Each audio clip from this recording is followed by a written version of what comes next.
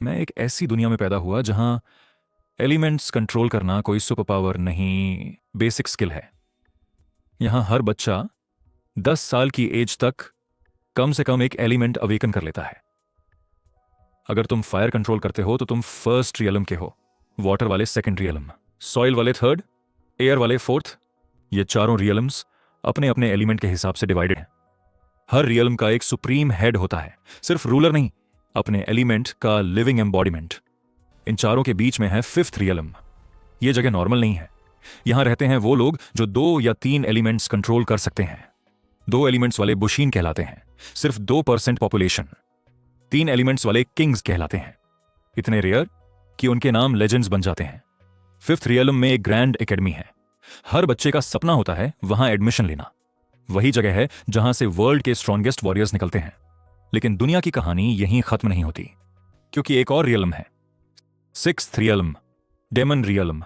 Demons सिर्फ elements control नहीं करते, उनके पास होता है अनलिमिटेड माना। माना मतलब रॉ एनर्जी। इंसान माना को चैनल करते हैं, डेमन्स माना में जीते हैं। उनका ब्लड ही एनर्जी है।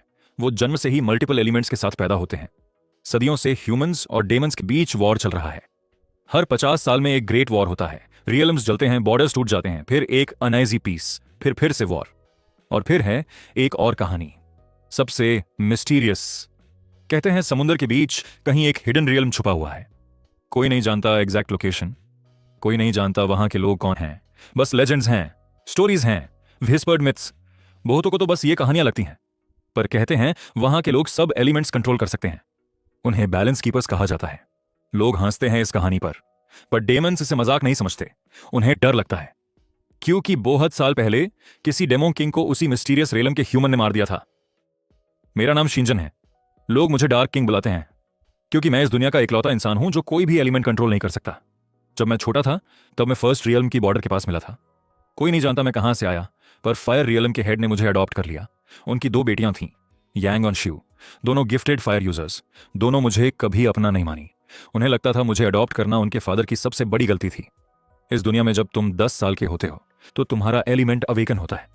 12 साल की उम्र तक तुम अपने एलिमेंट में मास्टर बनने लगते हो, और फिर 13 साल की उम्र से तुम्हारा हाई स्कूल स्टार्ट होता है, जहां पर तुम्हें बाकी एलिमेंट्स और स्किल्स सिखाई जाती है। मैं 14 साल का हो गया और मेरे अंदर कुछ भी अवेकन नहीं हुआ।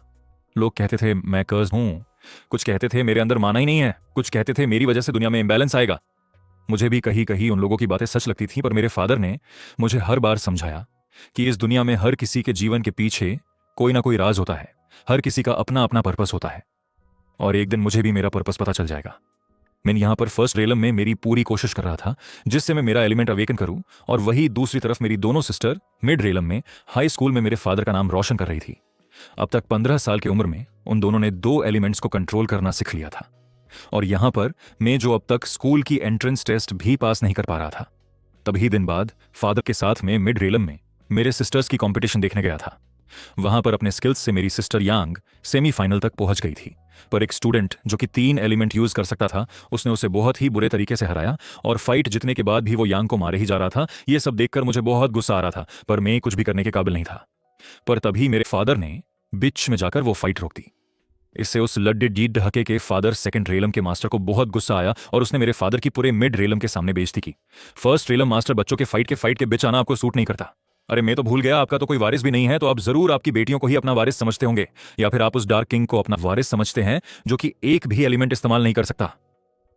सेकंड रेलम के मास्टर की बात सुनकर हर कोई फादर पर हंसने लगता है, पर फादर उन सब पर ध्यान नहीं देते और वहां से चुपचाप निकल जाते हैं।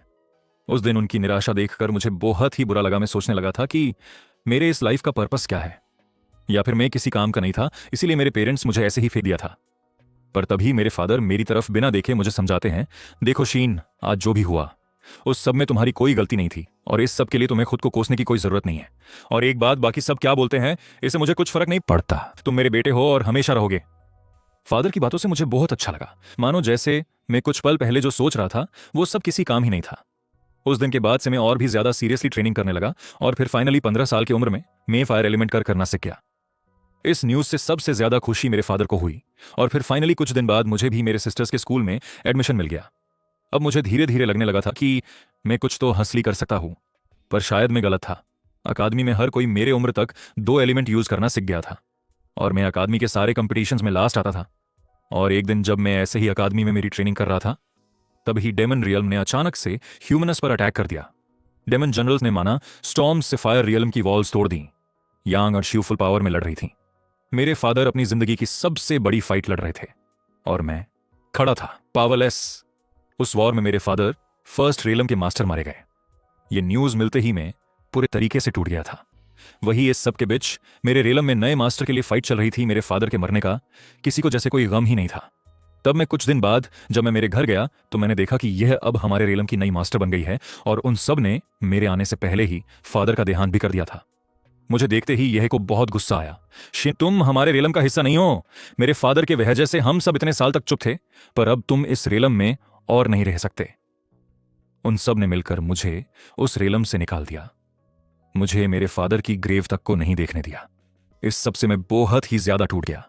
इस दुनिया में बस एक ही इंसान था जो मेरा साथ देता था और मुझसे प्यार करता था, पर उन डीमंस ने उन्हें भी मुझसे छीन लिया और मेरे पास इस दुनिया में जीने के लिए और कोई भी रीजन नहीं है। इस सब के बारे में सोचकर शीन खुद को खत्म करने के लिए समंदर में कूद जाता है, पर जैसे ही अगले दिन उसकी आंख खुलती है तो वो किसी और ही रेलम में होता है। शीन को होश में देखकर उस रेलम के सारे लोग उसे चारों ओर से घेर लेते हैं। यंग मास्टर फाइनली अब उठे। क्या आप ठीक हो? क्या आपको कुछ भी याद है? उनकी के इतने सारे सवाल सुनकर शीन को कुछ भी नहीं समझता, पर उतने में एक ओल्ड इंसान शीन के पास आता है और वो शीन को उस घर से बाहर ले जाता है। बाहर की दुनिया देखकर शीन शॉक हो जाता है। वहां पर लोग हवा पर चल रहे होते हैं, किसी की पूरी बॉडी फायर पर होती है। उस जगह पर मानो सारे लोग किंग्स से थे या फिर उनसे भी ज्यादा ताकतवर। उतने में ओल्ड इंसान शीन की तरफ देखकर बोलता है, फाइनली यंग मास्टर आप हमारे पास फिर से लौट आए। हम सब कब से आपका ही इंतजार कर रहे थे। तभी उनकी बात को बीच में काटते हुए शीन बोलता है, माफ करना सर, पर मुझे लगता है आपको कोई गलतफहमी हो रही है। मैं कोई यंग मास्टर नहीं हुई थी, मैं तो बस शीन हूं। उसकी बात सुनकर ओल्ड इंसान हंसने लगता है, मैं गलत नहीं हूं, आप हमारे इस रेलम के किंग सॉन्ग के ही बेटे हो। आपसे जो एनर्जी आ रही है इसे तो कोई भी पहचान सकता है। इसके लिए तो मुझे मेरी गोल्डन ऑने भी यूज ही करने की जरूरत नहीं है। उतने में शीन फिर से बोलता है, सर आप ये क्या बोल रहे हो? मेरे बॉडी से कोई एनर्जी नहीं आ रही है। मेरे अंदर तो वैसे ही माना बहुत कम है। शीन की बातों से ओल्ड इंसान फिर से हंसने लगता है, यंग मास्टर आपके अंदर माना इसलिए नहीं है क्योंकि आपके बॉडी को माना बनाने की कोई जरूरत ही नहीं है। आपकी बॉडी पूरे यूनिवर्स का माना कंट्रोल कर सकती है। आपको जरूर अभी कुछ भी समझ नहीं आ रहा होगा, पर एक एक करके मैं आपको सारी चीजें समझा दूंगा। आपके अंदर जो पावर है वो किसी नॉर्मल इंसान के समझ के परे है। आज के लिए इतना ही, मिलते हैं नेक्स्ट पार्ट में। अगर आपको वीडियो पसंद आई हो तो प्लीज नेक्स्ट पार्ट के लिए कमेंट करना और अगर सब्सक्राइब नहीं किया है तो कर लो। बाय बाय दोस्तों।